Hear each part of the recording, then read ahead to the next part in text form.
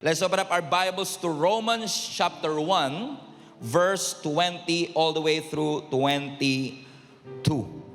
Romans 1, 20 to 22. For ever since the world was created, people have seen the earth and sky. Through everything God made, they can clearly see His invisible qualities, His eternal power and divine nature. So they have no excuse for not knowing God. And yes, they knew God, but they would not worship Him as God or even give thanks.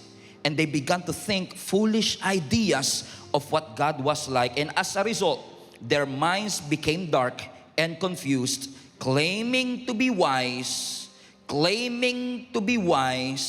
time is the charm. Claiming to be wise, they instead became utter fools. Pinamagatan ko po ang mensaheng itong wisdom first. Wisdom first. Sabi mo sa katabi mo, wisdom first. Alam ko pong nagsisimula pa lang ang 2026, but I would like to remind all of you that we walk into our future one choice at a time. Our life moves in the direction of our decisions.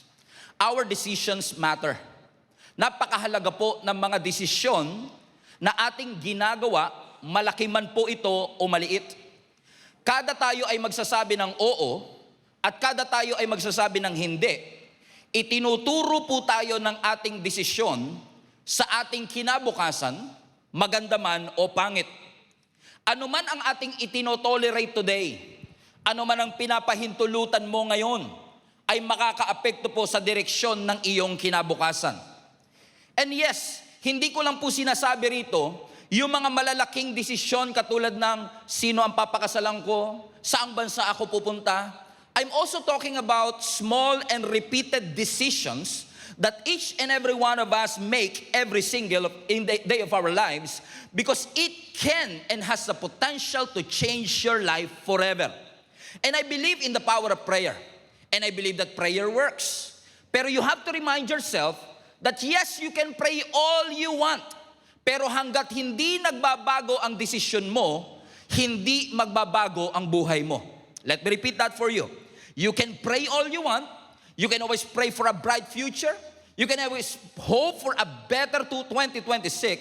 Pero hanggat hindi nagbabago ang iyong desisyon, hindi magbabago ang iyong buhay. That is why wisdom matters. Kaya mahalaga ang karunungan. Mahalaga po ang wisdom, hindi lang wisdom tooth. Ang corny nun, pero you get the point. Okay, sabi mo sa katabi mo, kailangan mo ng wisdom. Wisdom matters. Napakahalaga po nito. And when I say wisdom, I'm not just talking about knowledge. Sabi ni Ernie Baron, knowledge is power.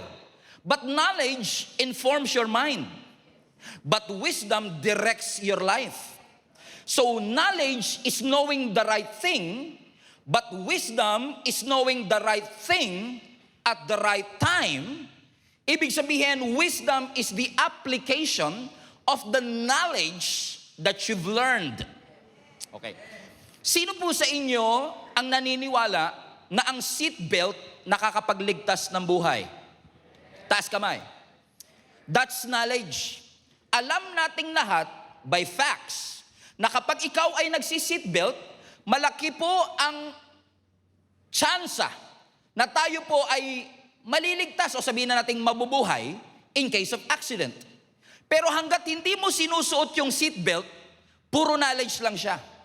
Nagiging wisdom siya kapag yung knowledge na natutunan mo, in-apply mo. May kilala ba kayong ganyan? Maraming alam, pero hindi kayang i-apply.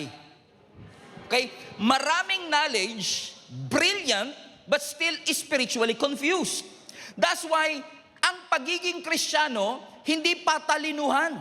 Ang pinakamagandang trait at kahilingan na pwedeng nating hilingin sa Panginoon, Lord, bigyan niyo po ko ng abilidad na piliin ang tamang bagay. Kasi ang buhay po natin ay series, sunod-sunod na mga choices. Ang sabi nga po nila, we make thousands of choices every single day of our lives. You chose to be here today, you chose that dress, you chose that hat, you chose that slippers, you chose that shoes. Marami tayong pinipili sa ating buhay, pero kung tayo po ay magkakaroon ng wisdom, matututunan natin na ma-discern kung anong daan ang dapat kong tahakin. Hindi laging dati,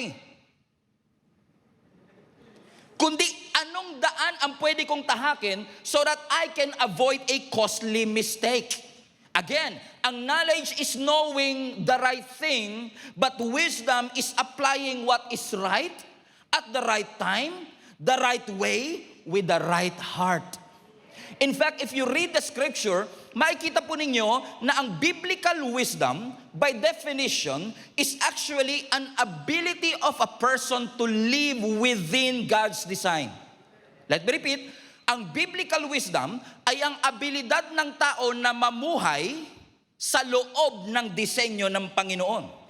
Ibig sabihin, ang biblical wisdom, walang kinalaman sa IQ, walang kinalaman sa experience, walang kinalaman sa edad.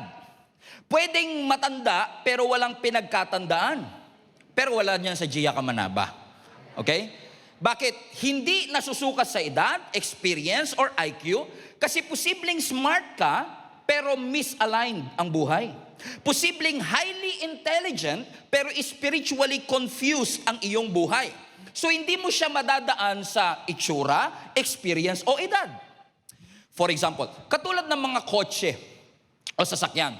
Alam niyo po, kahit gaano kakintab ang inyong sasakyan, at kahit gaano kalakas ang engine ng inyong sasakyan, kapag yung gulong ng inyong sasakyan hindi aligned, delikado po destination. At habang bumibilis ka, mas lalong nagiging delikado. When you are misaligned, when the wheel are not aligned into each other, acceleration becomes dangerous. Alam niyo, ganyan din po ang wisdom. Kahit na napakakintab ng kotse, kahit napakaganda at napakatindi ng potensyal niya kasi grabe yung power ng engine, if you are not in alignment with the will of God, dangerous ang ating future. That's why I also believe that wisdom is alignment. Kapag ang isang tao nakakonekta sa Diyos, aligned sa Panginoon, there goes your wisdom. Amen po ba mga kapatid? Ang tanong, sino sa inyo gusto ng wisdom? Na yung wisdom, wini-wish ninyo na magkaroon kayo sa inyong buhay. Taas kamay lahat na gusto ng wisdom. Now, saan nanggagaling ang wisdom? Paano nagsisimula ang wisdom? Can I teach a little bit? Okay. Ang sabi po ng Proverbs chapter 9 verse 10, the fear of the Lord is the beginning of wisdom, and knowledge of the Holy One is understanding. Napakaganda po ng verse na ito. Maliwanag po ba sa Bible na ang wisdom may simula? Saan nagsisimula ang wisdom? Fear. Everybody say fear. Now, anong ibig sabihin ng fear of the Lord? Now, yung fear dito ay hindi po takot that pushes you away. Hindi ito yung takot na takot ka sa multo. Takot ka sa ex mo. Hindi ito yung fear na yon. Kasi yung klase ng fear, parang wala natatawa sa service na ito. Nakalimutan na po tayo. Ha? Okay? Yung fear dito is not a kind of fear that pushes you away. In fact, the fear of the Lord is actually awe, A-W-E, reverence, pagbibigay ng galang, pagbibigay respeto. Kung gusto mo pala ng wisdom, nagsisimula ang wisdom kapag marunong kang mag-recognize na ang spiritual authority ng buhay mo, Diyos. Kapag nagkaroon ka ng takot sa Diyos, kapag nagkaroon ka ng paggalang sa authority ng Diyos, pumapasok ang wisdom. Ang sabi ng Bible, the fear of the Lord is the beginning. Highlight that part. That beginning is actually from the Hebrew, reshith. Diyan po natin kinuha yung Genesis 1:1. Di ba? Bereshit bara, in the beginning. So yung Bereshit o reshith is actually ang English translation is beginning. Now, hindi lang po ito basta simula. Pag sinabi mo kasing reshith, ibig sabihin nito, foundation. So ang sinasabi ng scripture, the fear of the Lord is the foundation of wisdom. Pag sinabi mong foundation, yan ang doorway. Hindi ka makakapasok sa wisdom kapag wala kang takot sa Diyos. Hindi ka magkakaroon ng biblical wisdom. Ano nga uli yung biblical wisdom? Your ability to live inside God's design. So without the fear of the Lord, that kind of wisdom cannot happen in your life.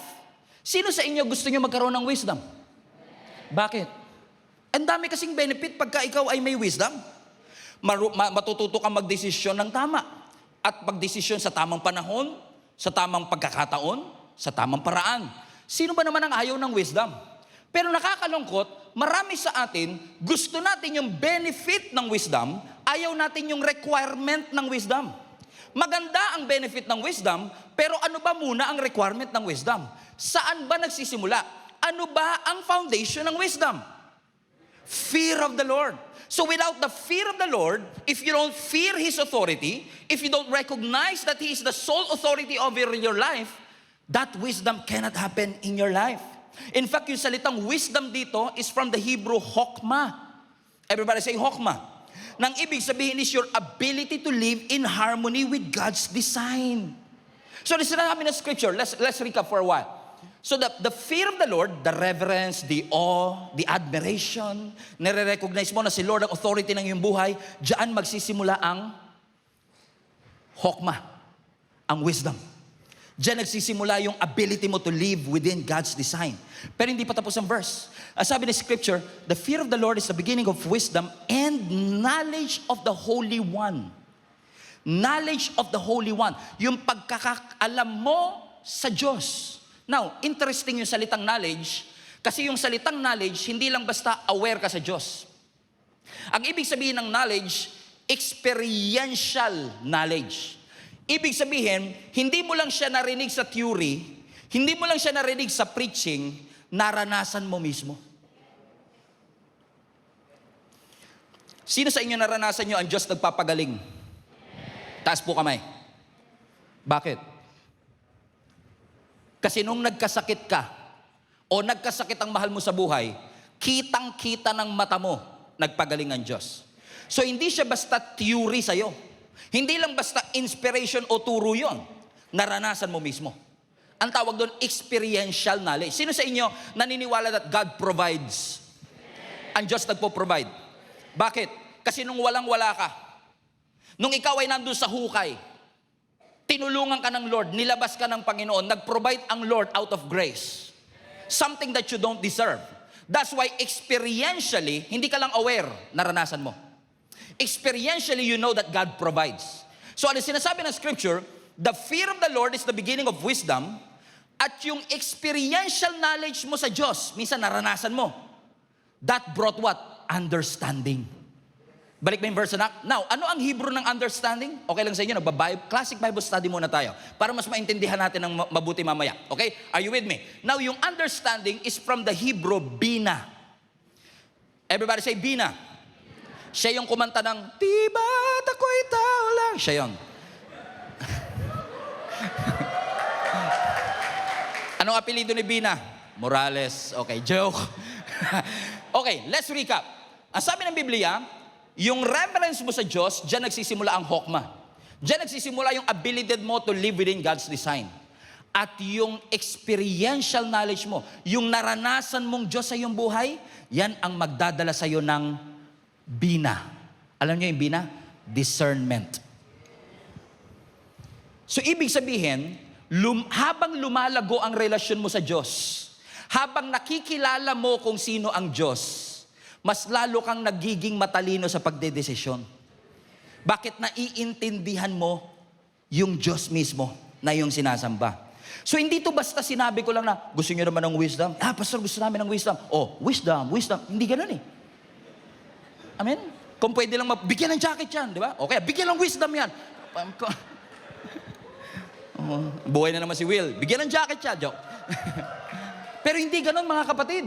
Ang sabi ng Biblia, the fear of the Lord is the beginning of wisdom. You have to acknowledge na hindi ikaw ang may-ari ng iyong buhay. You have to acknowledge na hindi ikaw ang sole authority. Ikaw ay creation and you have to submit to the Creator. And when you submit to the Creator, the fear of the Lord, when you revere Him, when you submit to Him, it is the beginning of wisdom. So ibig sabihin, ang wisdom lumalago sa ating buhay, hindi dahil kinukonsult mo ang Diyos pag meron kang desisyon sa buhay. Nagiging malalim ang relationship natin sa Panginoon kapag ang takot natin sa Kanya ay tuloy-tuloy. Now, i-recap natin. Ang sinasabi ng text, balik mo yung verse anak, na maiintindihan mo lang ang buhay kapag kilala mo ang Diyos experientially. Ibig sabihin, the more you know Him by experience, the more you understand life. So hindi pala porkit brilliant academically, ay hindi ka na magkakamali sa desisyon. Ang wisdom nagsisimula sa posture. Si Lord ang Diyos ko. Siya ang may authority sa buhay ko. And because siya may authority, hindi ko pwedeng gawin ang lahat lang ng gusto kong gawin without acknowledging who He is in my life. And that brings understanding. Kaya pala yung text natin sa Romans chapter 1 verse 20 to 22, parang si Apostle Paul naninermon eh. Parang si Apostle Paul may argument sa bawat isa. In fact, ine-explain po sa atin ni Apostle Paul na ang kakulangan sa mundo natin, hindi na po information.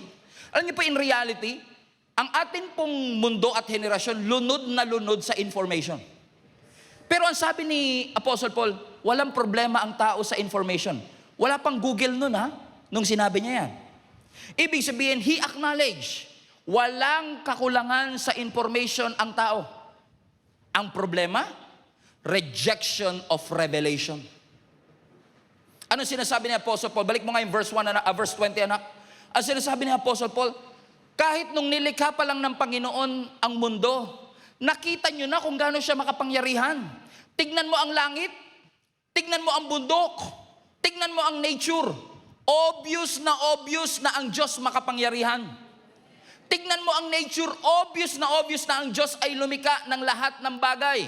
Ibig sabihin, sa pamamagitan ng creation ng Diyos, nakita mo yung kanyang invisible quality. Nakita mo ang kanyang kapangyarihan. Nakita mo ang kanyang nature. Eh di dapat wala ka ng excuse para kilalanin ng Diyos. Kasi sa creation pa lang, kilala mo na siya. Ang linaw ba? Binasa ko lang naman eh. Tama? Ano kasunod? Ang sabi ng verse 21. Yun nga lang, kilala natin ang Diyos. Pero hindi naman sinasamba. Kilala ang Diyos, pero hindi naman nakakapagpasalamat. At kapag dumating ang pagkakataon, nakilala mo nga ang Diyos, pero hindi mo siya kayang sambahin, hindi mo kayang pasalamatan, ang isip mo lumilipad kung saan-saan. Ang isip mo nako-confuse. Saan galing ang Diyos? Sino ang nanay ng Diyos? Nako-confuse ka eh. Kasi hindi mo siya nire-recognize na totoo. Kumbaga, kulang pa yung nature para makilala mo yung obvious ng may Diyos. Ikaw, kung may tatay ang Diyos, di may nanay siya. Kung may God the Father, may God the Mother. Naku-confuse. Kaya ang sabi ni Apostle Paul, dahil hindi mo siya, balik mo lang anak, dahil hindi mo siya masamba, you began to think up foolish ideas of what God was like. And as a result, everybody read, as a result, their minds became dark and confused. Kaya confused ang isip natin, kasi yung hindi naman iniisip natin. Imbis na magtiwala sa Panginoon, explain it, Lord. Sabi ni Lord, hindi pa ba sapat ang creation para makilala mong makapangyarihan ako? Sinong scientist ang kayang lumikha ng bundok sa pamamagitan ng salita? Pero ikaw, hindi kasi hindi logical. Kasi kung si Lord ang lumikha ng bagay, saan galing ang Diyos? Kaya ang tao confused. Kaya ang sabi ng Biblia, kaya ang resulta, ang mga isip natin lumalabo. Ang isip natin nako-confused. Ito matindi. Hindi ako nagpe-preach ito, babasahin ko lang. Next verse. Dahil confused ka na, you are claiming to be wise. But actually, you became what? Utter fools. Bakit? Pag natanggal ang reverence ng tao sa Diyos, ang isip ng tao nako-confuse. That's why wisdom is necessary. Is this helping anybody today? Amen? Sabi mo sa katabi mo, mukhang papunta si pastor sa iyo. Mukhang aatakihin ka na naman sa puso ngayong araw na ito. Ano ang sabi ng Proverbs chapter 4 verse 7? Everybody read this with me. Proverbs 4:7. Wisdom is the principal thing. Therefore, dahil principal thing siya, get wisdom, and with all thy getting, get understanding. Question, may mga wish ba kayo sa inyo? Pastor, January pa lang, wish na kagad, pang December yan eh. Okay? Sino sa inyo gusto ng blessing? Parang ang lakas ng blessing. Yung mga nasa unahan, talagang hayok na hayok sa blessing to eh. Tingnan ko nga yung mga nasa likod. Sino sa inyo gusto ng blessing? Taas kamay, lahat na gusto ng blessing. Yan. Sino, talagang likod lang nagtaas ha. Sino gusto ng breakthrough? Okay. Sino naman gusto ng guidance mula sa ating Panginoon? Masama bang humingi ng blessing? Hindi. Masama bang humingi ng breakthrough? Hindi. Masama bang humingi ng guidance? Hindi. Pero bago mo hilingin ang lahat, unahin mo wisdom. Bakit? Wisdom is the principal thing. Bakit? Kasi pag inuna mong hiningi yung blessing at binigay yung blessing, pero wala ka pang wisdom, so yung blessing will not become a blessing if you are not able to handle it. So posibleng you have a lot of money, but if you don't have the wisdom for it, that money, madaling mawawala. You cannot steward it well. Kaya ang sinasabi ni Solomon sa atin, teka lang, bago ang lahat ng bagay, wisdom muna. Because wisdom is the principal thing. Napansin niyo ba mga kapatid na hindi sinabing money is the principal thing? Hindi sinabi ng Bible, favor is the principal thing. Hindi po sinabi ng Bible, influence is the principal thing. Ano ang sabi ng Bible? Wisdom is the principal thing. Now, fasten your seatbelt. Now, alam niyo po ba na yung salitang principal is actually from the Hebrew, reshith. Teka lang, ano nga uli yung reshith kanina? Beginning. So, this text is actually saying, wisdom is the foundation of everything. You have the blessing, you have the breakthrough, you have the influence. Without wisdom, you will lose everything. Because everything depends on the wisdom that you have. So if you're going to ask something to the Lord, ask for wisdom first. Because everything else depends on it. Everything else depends on wisdom. Against ba ang Panginoon sa blessing, my friends and family? Hindi po against ang Lord sa blessing. Pero against ang Lord sa blessing na walang foundation. And what is that foundation? Wisdom. Ay, pastor, na-excite na ako. Gusto ko na magkaroon ng wisdom. I wish I have the wisdom. So ano sabi ng Bible? Balik mo yung verse 7. So since wisdom is the principal thing, therefore, wisdom is the principal thing, therefore. Are you reading what I'm reading? Wisdom is the principal thing, therefore. So, wisdom is the foundation of everything. Kaya nga, ano sabi ng Bible? Get wisdom. Gets niyo ba? Wisdom is the foundation of everything. At dahil wisdom is the foundation of everything, get wisdom. Ano ibig sabihin nun? Wisdom is not accidental. You have to pursue it. You have to pursue. You have to desire for it. The Lord, since wisdom is a principal thing, I want to pursue wisdom in my life. And that's the main meat, the main core of this message today.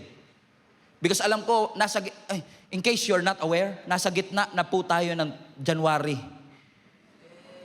Next thing you know, Valentine's na, wala kang kadate.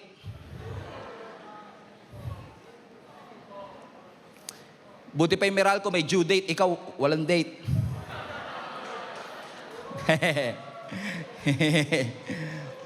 Ang corny. I know, right? You have to get wisdom. Everybody say, get wisdom. You have to pursue wisdom. You have to acquire wisdom.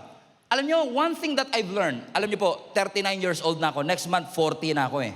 Sabi nga nila, life begins at 40. Isa sa mga natutunan ko sa buhay, hindi ako perfecto. Marami akong mga maling mga desisyon din sa buhay katulad ninyo. Pero isa sa mga natutunan ko, ang wisdom hindi libre. You have to pay for wisdom. Either you will pay now or pay later. Parang credit card eh. Pay now, pay later. I mean, either way you have to pay in order for you to have the wisdom. Bakit pansinin nyo? Ngayon, ang dami-daming nanliligaw sa iyo, hindi mo sinasagot.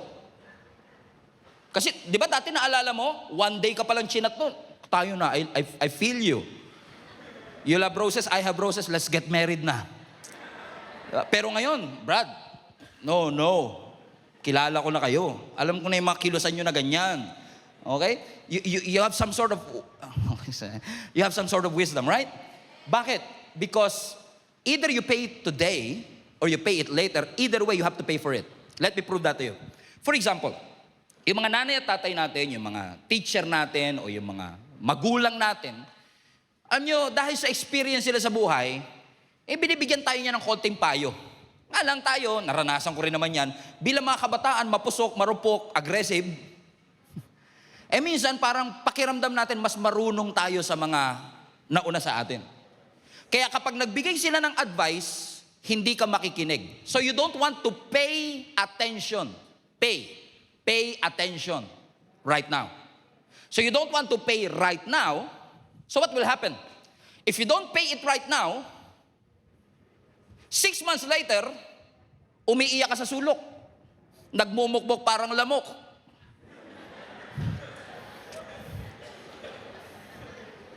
Bakit? Ang sakit. Sinaktan niya ako.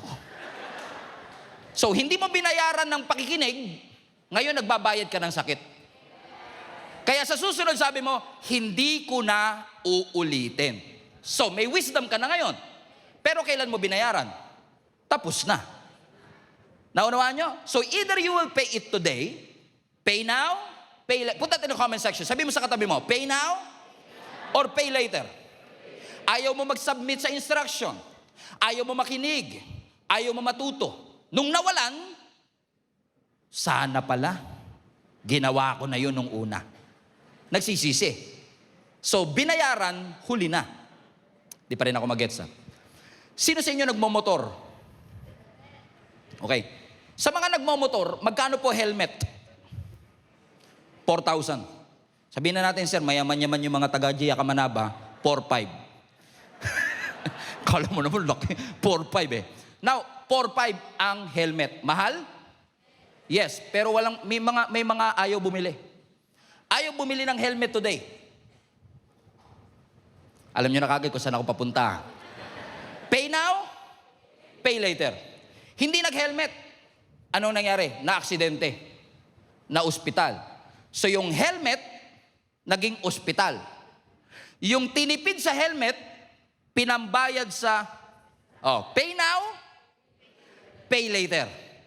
So, pagkatapos mo ngayong ma-aksidente, sasabihin mo, sana pala nag-helmet ako. Wisdom.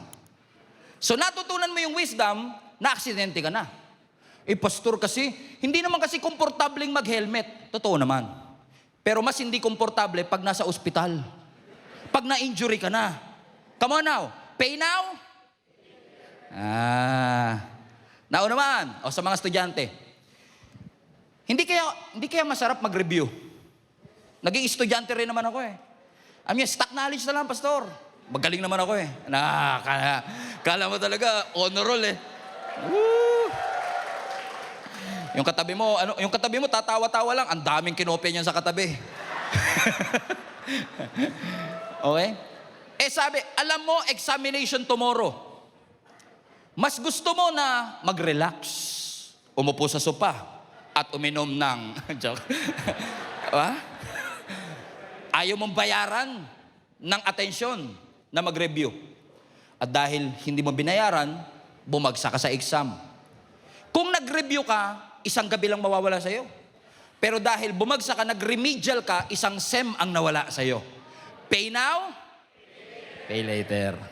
So naniniwala ako, wisdom is not free. You have to pay for it one way or another. That if you pray to the Lord and ask for wisdom, He is going to give you the wisdom to choose the right thing. Pero minsan yung wisdom na natanggap mo, hindi mo binabantayan. Yung wisdom na tanggap natin, hindi natin pinapangalagaan. Naniniwala ba kayo ang Diyos natin ay Diyos na nagbibigay ng wisdom? Pag wala kang wisdom, ano sabi ng Biblia? Buksan po natin ang James chapter 1 verse 5. Ang sabi ng Biblia, if any of you lacks wisdom, ano po ang solusyon? You should ask God. And when you ask God, He gives generously, do all without finding fault. Highlight this part. And it will be given to you. When you ask God, it will be given to you. So wisdom is something that God granted for us to receive. But I also would like to remind you na yes, God gives wisdom, but we have to guard that wisdom. Kilala niyo po si Solomon, yung nagsulat ng Proverbs 4:7. Si Solomon na nagsabing wisdom is the principal thing. Alam niyo po ba na si Solomon, na sumulat ng Proverbs, yung mga Proverbs, hindi niya lahat na-apply sa buhay niya. Okay? He has the wisdom, pero hindi lahat ng wisdom na yun, na i-apply niya sa kanyang buhay. In fact, nagsimula yung wisdom ni Solomon nung humiling siya sa Panginoon. If you remember po sa Acts chapter 3 verse 5, nagtanong ang Panginoon sa kanya, ano ang bagay na gusto mong ibigay ko sa iyo? Buksan natin ang Biblia natin. 1 Kings chapter 3 verse 5. At Gibeon, everybody read together? The Lord appeared to Solomon during the night in a dream, and God said, highlight, ask whatever you want me to give to you. Ang tindi, Brad. Kung yung nagtatanong sa inyo, creator of the heavens and the universe, I mean, kung kaibigan mo lang magsasabi, tas walang pera, sabihin, anong gusto mo? Bibigay ko lahat. Hindi ko maniniwala eh. Alam mong pinaprank ka lang niya eh. Di ba? Pero pag Diyos ang nagtanong sa'yo, Diyos na lumikha ng langit at lupa, kaya kang bigyan ng kingdom, kaya kang bigyan ng deliverance, kaya kang bigyan ng protection. You could ask anything to the Lord. At si Solomon, pwede niyang hilingin, Lord, I want military might. I want strategy. I want the death of my enemy. Gusto ko ng yaman. Gusto ko tumalino ako. Pwede niyang hilingin kasi ibibigay naman ni Lord. Pero hindi yun ang kanyang hiningi. Tingnan niyo yung sabi ng verse. Ang sabi ng verse 9, so give your servant, highlight this part, a listening heart, a discerning heart. For what reason? To govern your people and to distinguish between right and wrong. For who is able to govern this great people of yours? If I don't have the discerning heart, in fact, yung discerning heart is actually listening heart. Everybody say listening heart. Now that's quite interesting because ang puso walang tenga. Pero ang hinihingi ni Solomon, kapasidad na yung puso ko marunong makinig bago magdesisyon. Amen? Kasi ako naniniwala, ang puso may tenga. Ang puso may tenga. Ang puso may tenga. Ang puso may tenga. Ang puso may tenga. E-A-R. Ear. Ang puso may tenga. So ang hilihiling ni Solomon, Lord, I want to have a listening heart. I want to have the capacity to listen before I decide. You know what? Because pwedeng hilingin ni Solomon na lahat, pero hindi yun ang kanyang hiningi. Natuwa ang Panginoon sa kanya. Kaya binigyan siya ng Lord ng extraordinary wisdom. And Solomon became famous for that wisdom. That even the queen of Yemen traveled 1,500 miles just to listen to him and to witness it personally. Why? Yung wisdom na ito ni Solomon, hindi niya pinag-aralan. Yung wisdom na ito ni Solomon, hindi niya pinagtrabahuan. It was received by grace. It was given by grace because God is a gracious God. However, yung wisdom na grinant ng Lord, Hindi niya nabantayan. In fact, si Solomon, binalaan siya ng napakaraming tao. Kasi alam niyo po, kung hindi niyo kilala si Solomon po ay meron pong 700 asawa. Walang magsasalitang sana all, ha? Wag, Tay, wag ka magsasalita sana all. Katabi niyo asawa niyo, Tay. 700. And on top of 700 na asawa, meron pa siyang 300 na kalaguyong iba. For a grand total of 1,000. Nangyari. Tignan nyo ha, may wisdom daw yan. Totoo naman, may wisdom si Solomon. Pero hindi niya nabantayan yung kanyang wisdom. Alam niyo ba nangyari kay Solomon? May mga red flag, hindi niya pinansin. May direct utos si Lord, huwag kayong mag-aasawa ng foreigner. I mean, apam. Sa kanila yon. Pwede kayo. Pwede.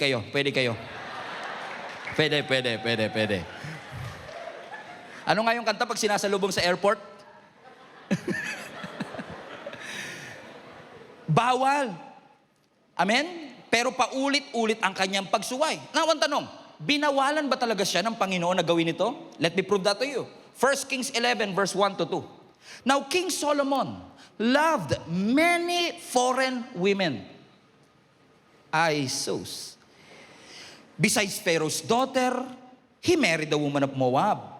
He married a woman of Ammon, Edom, Sidon, and from among the Hittites. Verse 2, but the Lord, highlight this part, but the Lord had clearly instructed the people of Israel, you must not marry them because they will turn your hearts to their gods. And yet,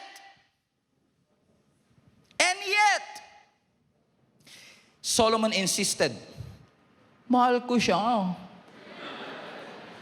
Ramdam ko siya. Parang sakit ng ulo lang ah. Pastor, makita ko pa lang yung picture niya. Grabe yung goosebumps ko po, Pastor. Oh. Sabi ng Lord, no. So yung pagkakaroon ni Solomon ng 1,000 babae sa kanyang buhay, hindi siya aksidente. Hindi siya nangyari overnight. Hindi siya ignorante sa utos ng Lord. He was warned.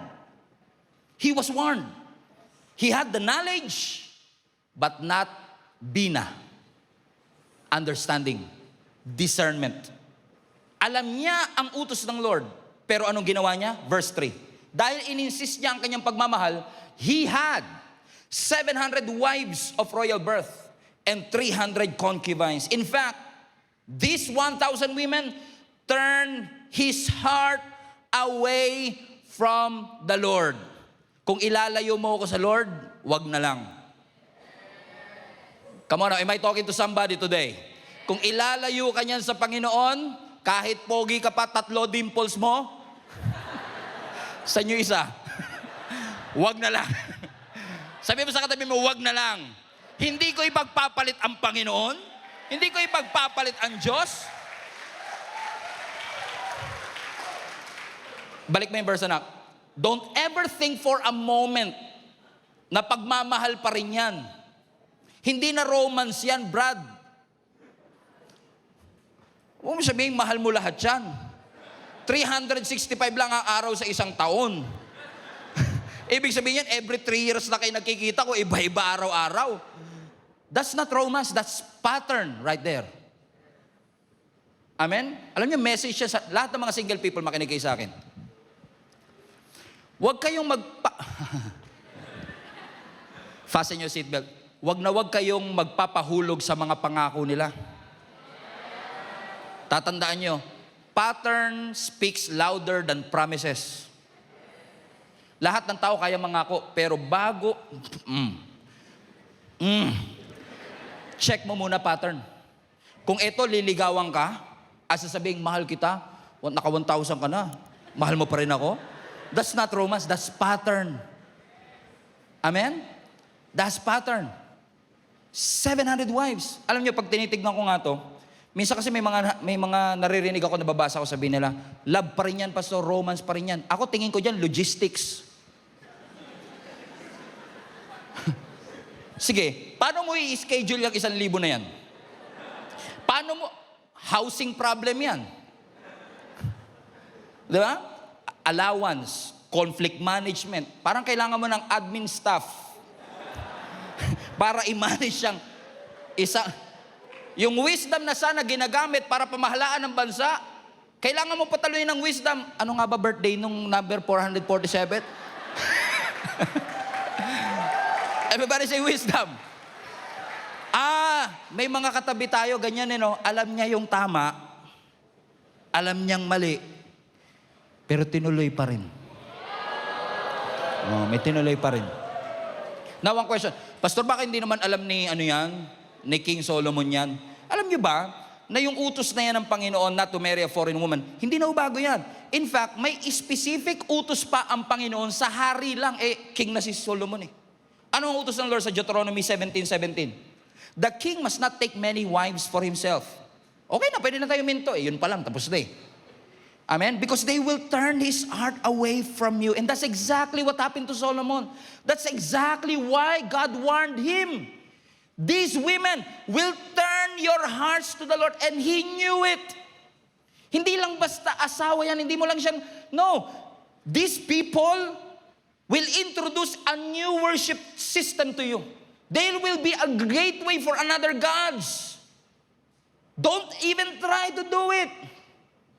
And by the way, kung kayo yung nandyan, sasabihin mo, Pastor, si Solomon nga may 1,000 na asawa. Baka pwede na rin ako. Don't you ever misapply the word of God today. Hindi porket nangyari, approve ng Diyos. Okay? Hindi porket hindi pinigilan ng Diyos mangyari, hindi ibig sabihin suportado ng Panginoon niya. Natuloy nga, pero hindi ibig sabihin kalooban ng Diyos yan. Kayo pa rin, pero hindi ibig sabihin suportado ng Panginoon yan. Come on now. Why? Hindi lahat ng nangyayari ay ina-approve ng Panginoon. That's why I want to challenge all of you. Alam ko hindi lang to love story. This is an important principle that each and every one of us must know. We need wisdom, not just knowledge, to discern the right thing. And I'm preaching to myself as well. I know I need more wisdom from the Lord. And I keep on asking God for wisdom. Kasama ko ba kayo, Global Family? You want to ask for God's wisdom? Taas ka kamay lahat ng gusto ng wisdom? Yes, we want that too. Because Solomon, who wrote Proverbs, the book of wisdom, unfortunately, nakakatawa nga kasi si Solomon nagsulat ng Proverbs, pero buhay niya Ecclesiastes, if you know what I mean. If you know, you know. If you know, you know. Ano sabi ng Bible sa verse 4? Nung tumanda si Solomon, in Solomon's old age, they turned his heart to worship other gods instead of being completely faithful to the Lord his God. That's why, church, I want to encourage you today. Don't just ask for wisdom. Guard the wisdom that God has entrusted to you. That's why coming to church is very important. Because in here we know, as we keep on listening to the Word of God, lagi ko sinasabi, the Word of God is not just informational. Google can inform too. ChatGPT could inform too. But this book, the Word of God, it has the ability to transform your life. So in all you're getting, get wisdom. Because wisdom is the principal thing. It's the foundation. Kasi mapapansin nyo mga kapatid, pag wala tayong wisdom, and I will close with this, pag wala tayong wisdom, parang ang lahat ng bagay ang bigat-bigat. Parang lahat ng bagay ang hirap-hirap. Nagtataka ka sa iba, nagawa nila ng 2 years, ba't ako di ko nagawa ng 20 years? Alam niyo may warning ang Panginoon sa atin dyan, and I will close with this. In Ecclesiastes chapter 10, verse 10, this is an important principle. Ang sabi ng Biblia, using a dull axe, Tagalog, kapag gumagamit ka ng mapurol na palakol, ang sabi ng Biblia, using a dull axe requires, everybody, great strength. Ibig sabihin, kapag kayong palakol mapurol, highlight this part, it requires great strength. Matalas o matalim, kailangan mo ng effort. Correct? Pero kapag mapurol, ang sabi ng Biblia, it requires what? Great strength. So ano ang susi? Continue reading. So sharpen the blade. Hasain mo. That's the value of wisdom. It helps you succeed. So you could be strong, but no wisdom. At kung malakas ka pero walang wisdom, you will end up exhausted. Kasi pawis na pawis ka, hirap na hirap ka, because yung dull acts, yung dull mind, yung buhay na walang wisdom, it will cost you energy. It will cost you your time. Kaya ikaw ay pagod na pagod, pawis na pawis, parang hirap na hirap. So ang sabi ni Solomon din, siya rin yan eh. Sabi niya, pause ka lang muna. Hasain mo muna. Kasi hanggat hindi siya matalim, mapapagod ka. Kasi kahit gaano ka kalakas kapag walang wisdom, mapapagod ka. Kaya sasabihin mo, bakit kaya lahat ng bagay parang hirap-hirap? Ang hirap-hirap namang ma-promote. Ang hirap-hirap naman ng trabaho. Mahirap ba talaga? O baka mapurol lang yung axe? Kasi kapag matalas ang palakol, it saves time. It saves you from emotional damage. It saves you energy. Na posibleng kaya tayo napapagod at nabe-burn out, hindi dahil sa hirap ng buhay, hindi sa laki ng trabaho. Posibleng kailangan lang nating huminto. Lord, give me wisdom to choose the right thing. Hindi ko po kino-question ang sincerity ninyo. Hindi ko po kino-question ang commitment ninyo. Committed naman kayo eh. Hindi ko po kino-question ang faithfulness ninyo. Faithful naman kayo. Pero tatandaan nyo si Peter, faithful din. Si Peter sincere din. Si Peter committed din.